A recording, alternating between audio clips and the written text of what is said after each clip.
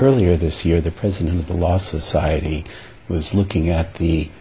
phenomenal drop in legal aid that's coming, and he was reminded of a scene from the Pickwick Papers and suggested that we can expect something of the like in reality. And what we're looking at is that there's roughly 100,000 people who are going to be having to represent themselves in the near future as a result of this drop in legal aid. In fact, this year there has been a number of demonstrations where collections of extremely frustrated individuals who have not yet been effective in court have actually scheduled and implemented court takeover scenes to demonstrate their frustration with the lack of equal access to justice. The impact of this, of course, is both a societal impact as well as the phenomenal impact on the individuals involved.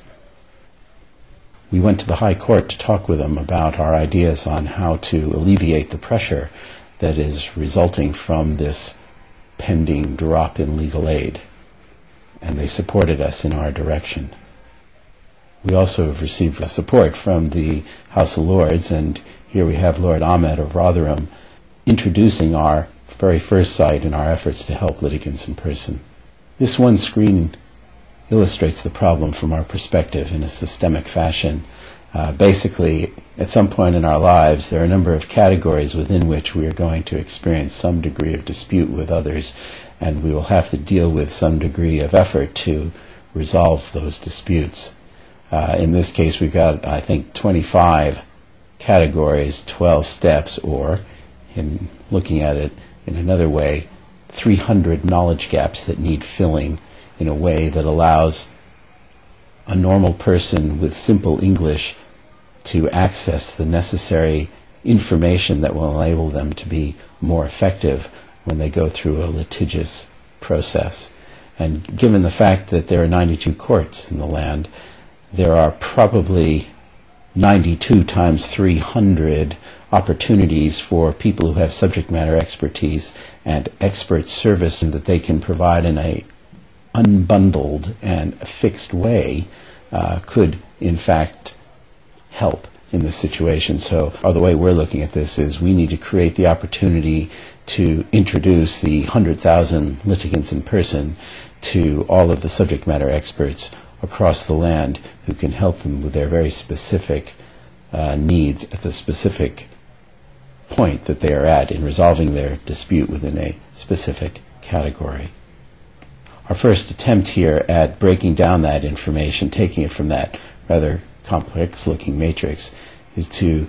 allow people to ask a question, then get another question, and then finally, after the third question, they've identified what their issue is, to consider, okay, where are they in resolving this dispute? And if, for example, they're right at the beginning of resolving the dispute, there's some information here about how you could go through a discussion, an informal discussion with the other side, and how you could prepare for that discussion so that you have a good chance of resolving the issue without taking things any further. However, if you have to go back to the drawing table because they're not interested in working with you and resolving the dispute, there are some potentials for asking a third party for help. And so here is some information that would